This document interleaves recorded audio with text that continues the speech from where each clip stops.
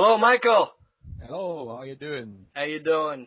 Is that you on that picture that I see there Uh, with the crossed arms? You look like a mixture of Tim McGraw and Jon Landers there. yeah, that's me. That's me. All right. Yeah. You look like Elvis. No, that's me. That's how I look when I take off like the makeup. Cool, cool. So how's it going today over there? Very good, very good. I just had a nice interview chat with a guy from Costa Rica. Cool. Mm-hmm. That's what's nice about being on Skype. You could call just about anywhere, and the quality's pretty good and stuff It's like that. amazing. It's Yeah. amazing, and you'd be surprised how many people are still living in the medieval ages when it comes to that. It's like I always have this conversation. I don't like to have to send my private phone number all around the world just for some interviews. So it's like I always say, let's do it with Skype. Right. And there's always people there who just can't freaking install this little software. It's weird sometimes. Yeah, it's very true. Sometimes I could get a email from their press people saying, "Oh no, they can't hook up today, so Skype's not working." I haven't had that problem, but Me either. I had the same thing yesterday. I had 3 interviews yesterday, and there was one guy who just couldn't hook up. It was just I don't know what was wrong, but he just couldn't. He couldn't contact me somehow. wow. From Canada, I think he was from Canada. Wow. He probably has a screwed up PC or something like that. I mean. Yeah. The only thing is, weird when, they tell me I have an interview with a certain person and stuff. I'm not sure if it's a video interview or just an audio. I only do audio. Right. It's just nicer than when they see you. It's like that makes it work. Oh, definitely. Plus, you don't have to be all dressed up for the camera and stuff Well, like exactly. that. Right? And I had a person one time, an interview, maybe only about 6 months ago, and they asked me, am I scared about a video interview? Is that why they can't see me? So, it don't bother me either way, but I'd rather have just the audio, too. This way I could be comfortable. Yeah, absolutely. You don't have to clean up your apartment. You can sit there in your whatever trousers you're wearing at home. You don't have to worry about the way you look, and it's just nicer. Cool. Well, I first got, actually not meet you, but to see you when I worked for a magazine and I photographed Halloween back in the day, which was Keeper of the Seven Keys Part 2. It was a baby then. Yes. So you were there. Yes, I got great photos from that show.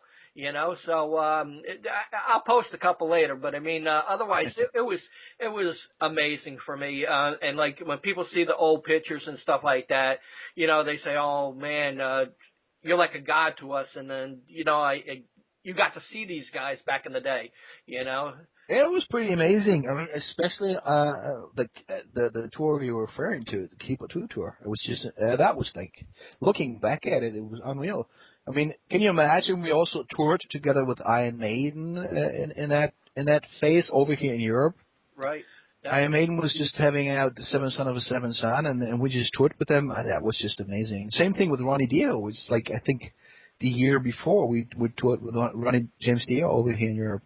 And it's great memories.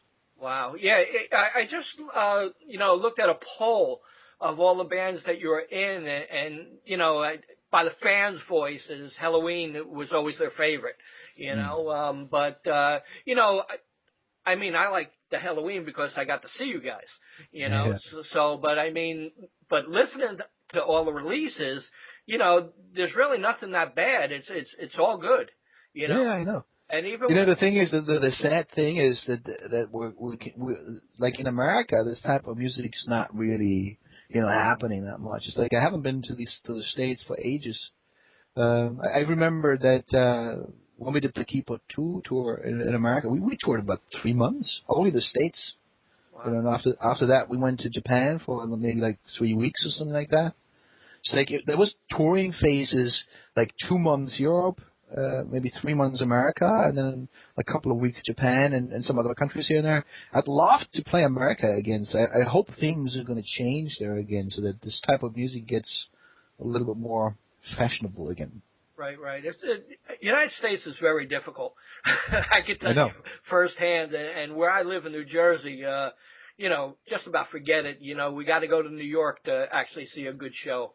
You know. It's funny that you mentioned that because it's like when we played with Amantasia this year. I mean, we've been all around the world with Amantasia.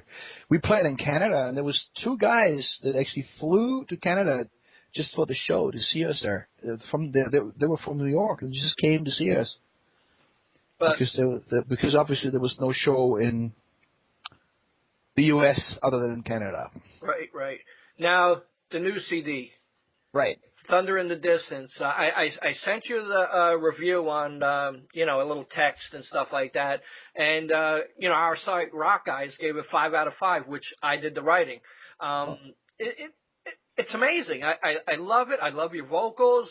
It's just it gives me joy to hear music like that. Actually. Right. Yeah. But the was there more to come? No. Go ahead. The funny thing about it is it's very easily done on my side here. Right.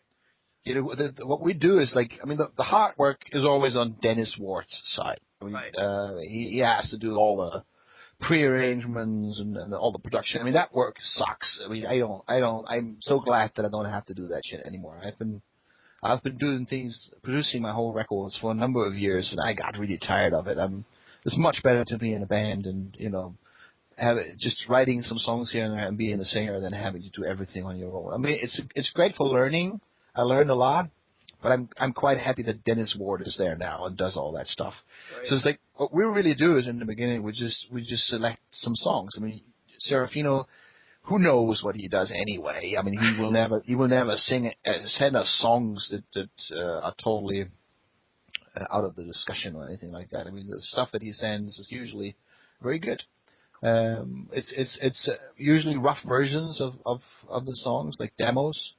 Right. And then Dennis and I just say, yeah, that could be cool, or like I said, 99% of the time we say yes. It's very rarely that we reject a song. And as soon as we have all the songs together, which most of the time doesn't even take longer than maybe 2 weeks or something, because I think Serafino has a lot of songwriters on his hand. Right. Dennis does the basic arrangement. Usually he's cutting bits out. He makes things usually a bit shorter. Not all the songs, but some of the songs are just long most of the time. So he just cuts bits and pieces out to bring it down to the point.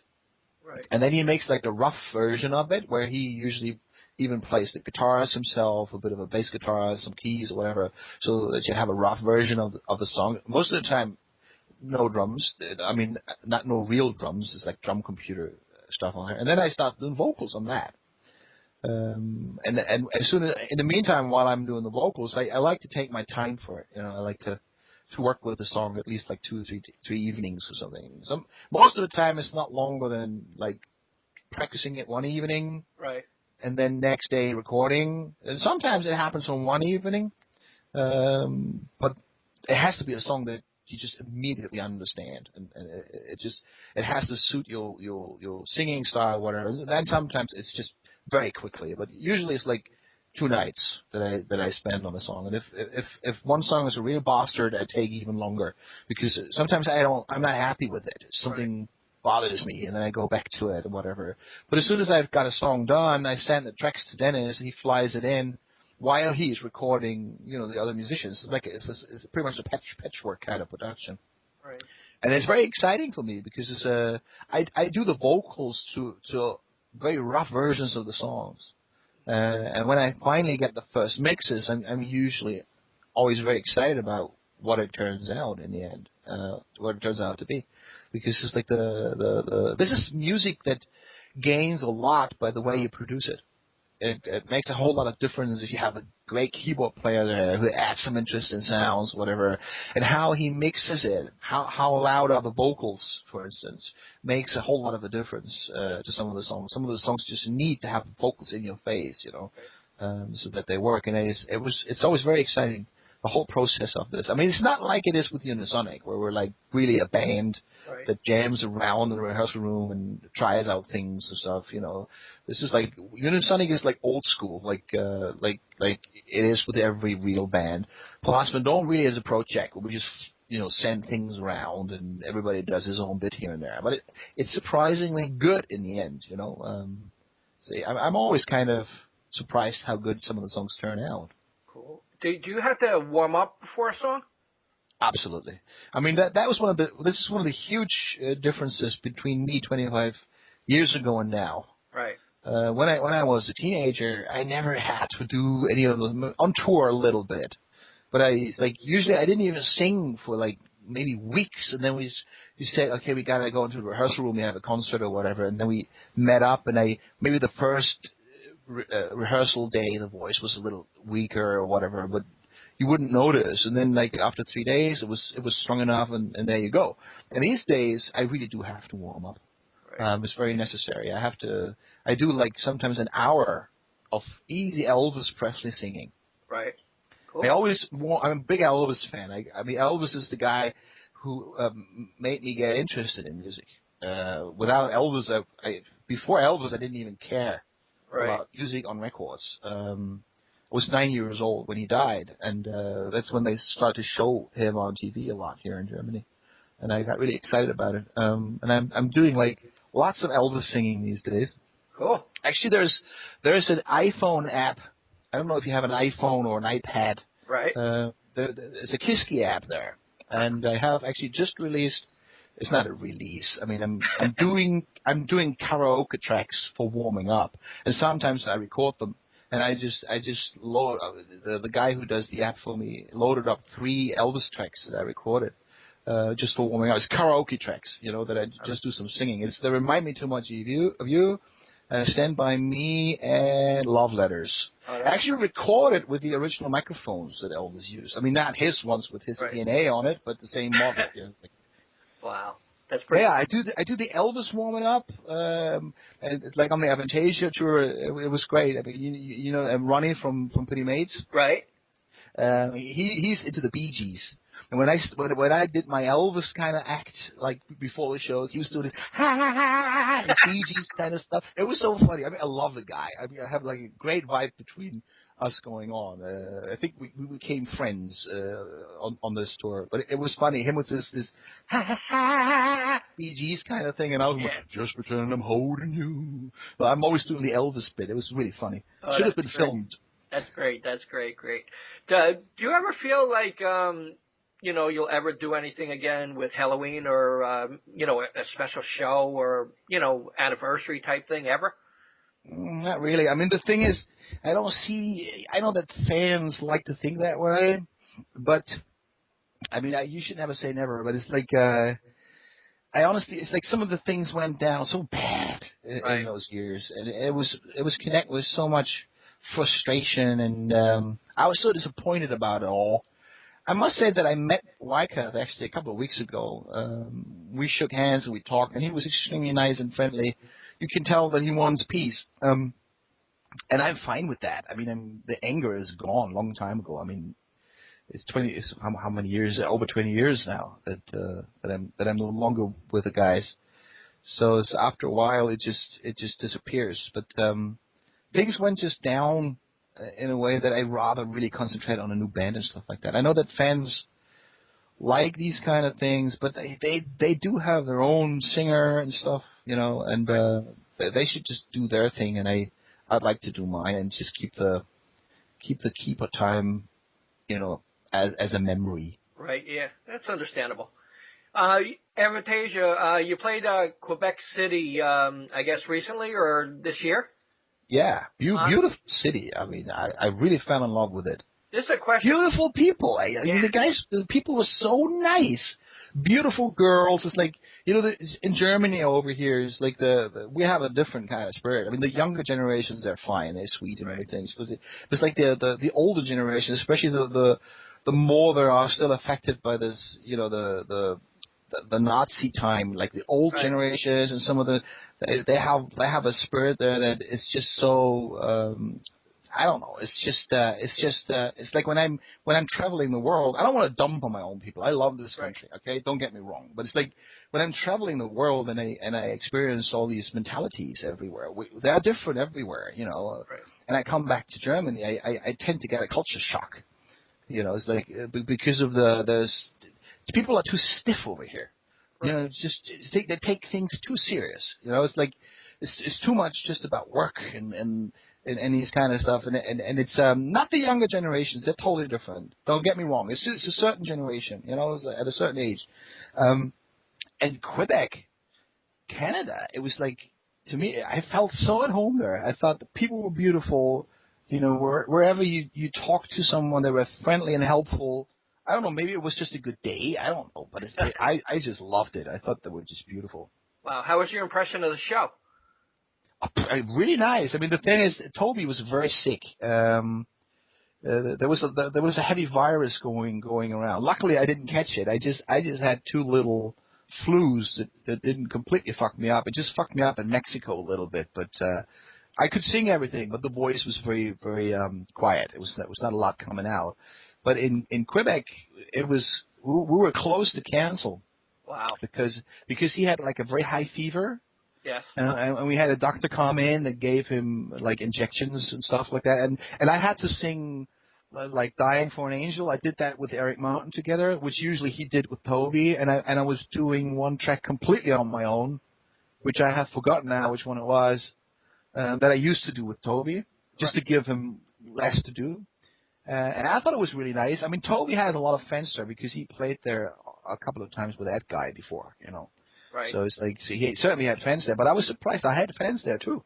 It's like there were people there with certain T-shirts, Keeper T-shirts and stuff like that. Even some Unisonic shirts were there. But it's like, to me, it was, I'm pretty sure the last time and first time I ever played in Canada, and I don't think it was Quebec. I think it was other places. That was in 1987. It must have been, yeah. 1987. Wow. That's pretty cool. I'd love to visit Germany one time with my last name, Rademacher. Yeah, that sounds very German. That's true. Thanks, Dad. I'd like to see, some things there. I never went to Germany and stuff like that. I'd love. It's a great country, and if you come to Hamburg, for instance, you should try to catch the summertime. Right. It's very beautiful here. It's a very green city. Uh-huh. Well, when you first started in music, how'd you find out you had a talent for singing? Like I said, with Elvis. I mean, when I was 9 years old, I just saw him on TV, and I thought, what a cool guy. I just loved everything about him. The way he looked, the way he moved, the music that he was doing, the way he sang.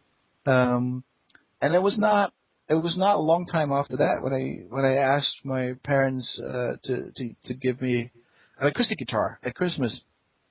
And I was starting to sing like, "This land is your land, this land is my land," the easy kind of 3-chord songs. But before that, I was of course singing to the Elvis tunes with funny English that doesn't exist like a German would do that doesn't understand the word English. You kind of mime the lyrics that are there. And, I was always able to sing in tune. Right. I never had. I always had an ear for it. Cool. And I remember after I got the acoustic guitar, I started to sing Elvis tunes. I started to write some tunes, and I very shortly after that, I think I was like 13 or something, 14. I met a friend of mine that I still know who plays the drums. And he got me into the Beatles. So and with him together, we started to sing all the Beatles songs with 2 harmonies and stuff like that. So, and it worked pretty quickly. I think I was right away able to sing, in tune. So never lessons. No, I never had lessons. I was kind of able to hear it. Right. When I was about, I think it was 14, maybe 15, but I think it was when I was 14 when I got into metal. Right. It was bands like Judas Priest, Iron Maiden, this type of British metal, and then very quickly like bands like Queensryche or Metallica. Yeah, I loved Metallica when I was younger. But in terms of singing, it was more people like Ronnie Dio, Robert Halford, Bruce Dickinson, Geoff Tate, these kind of classical, almost opera-like singers. I was kind of able to hear. We have this word autodidact in German. It's probably sounding pretty much the same in English. Right. It's when does it make sense? Autodidact? Yeah. Okay. I mean, it's when you can hear what someone does, and you just teach it yourself. You know, I was always like that, and I was able to develop the right techniques and stuff like that. Cool, cool. When a person comes up to you and asks for an autograph, what's that feeling like?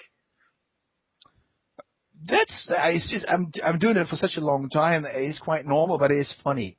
You know, it really is funny. The autographs things, I don't find that weird. I find that picture taking weird. Yeah. And that has really done, this goes way too far. I mean, honestly. I mean, in the 80s, you gave, like, autographs, and then maybe, like, out of 50 people, one wanted to have a picture or something like that. Now, everybody wants a photo session with you. Right. And these pictures look disgusting all the time. You find them everywhere over the internet, and it just sucks up all the time. I hate it. I mean, some of the countries, people just so overdo it. I mean, we've been the first time in Colombia. Right. Sweet people, yeah. I mean, really passionate people. It's a religion to them, you know. Beautiful people, but they're so overdoing the horrible picture taking things. I mean, you really have to say, okay, that's it, guys. You know, Oh, yeah. you just have to stop. It's just ridiculous. They don't stop, and you've done like 10 pictures with them, and the next day they're there again for another photo. Oh, wow. You know? It got to be annoying after a while. It really is. It really is.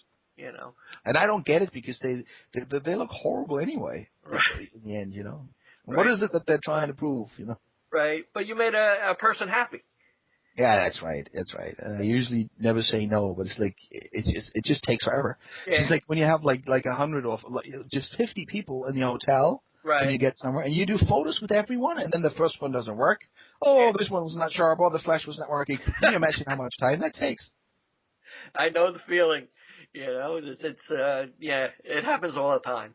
Yeah. Are you working on anything new at this time right now? Oh yeah. I mean, I'm preparing.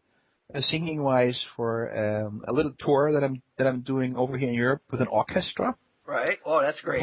I play with a rock band, and there's a big orchestra in the back. And I heard it's a very good one. Uh-huh. And I'm doing Longing, for instance, which is a track that I never played live.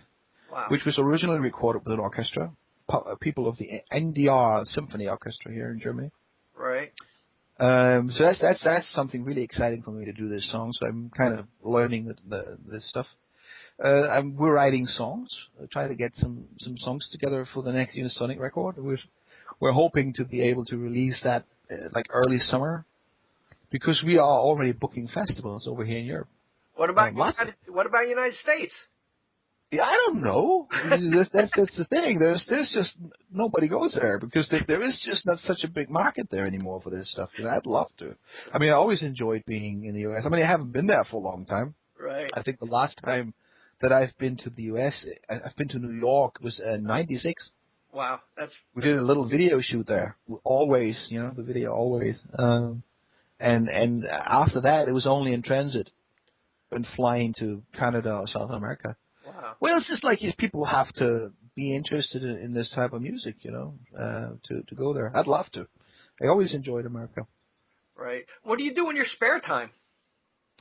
I am actually always busy. I'm not the kind of guy who sits on the couch watching TV the whole day eating potatoes and things like that.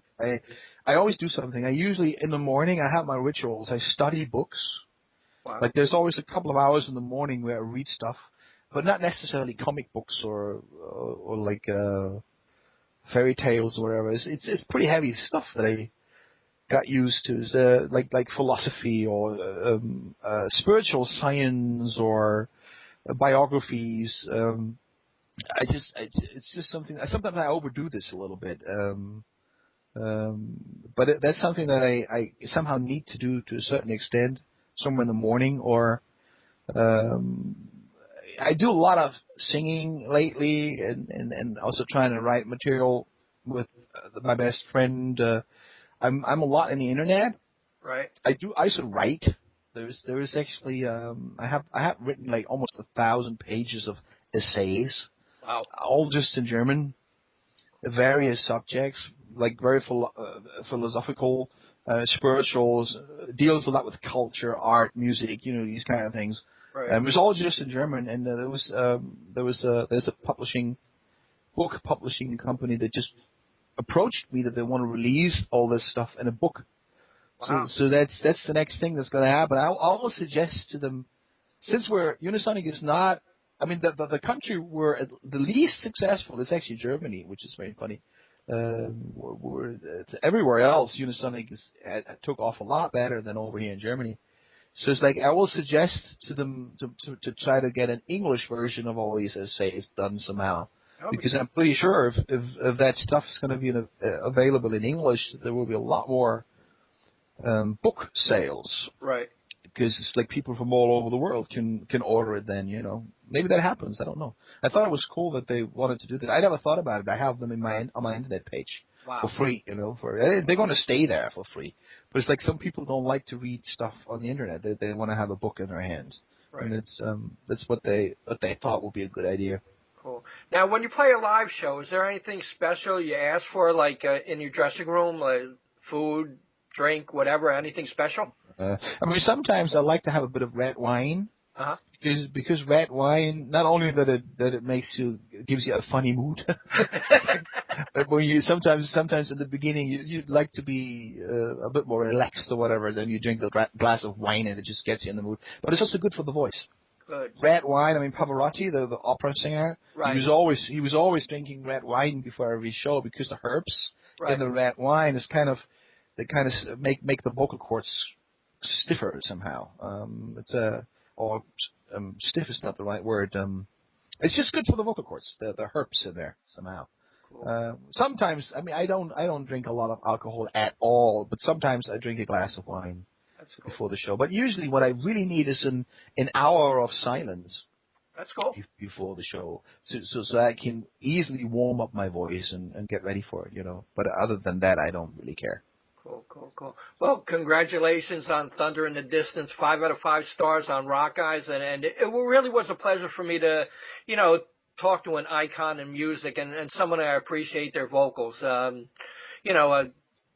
very much. Would you like to say anything to the fans out there?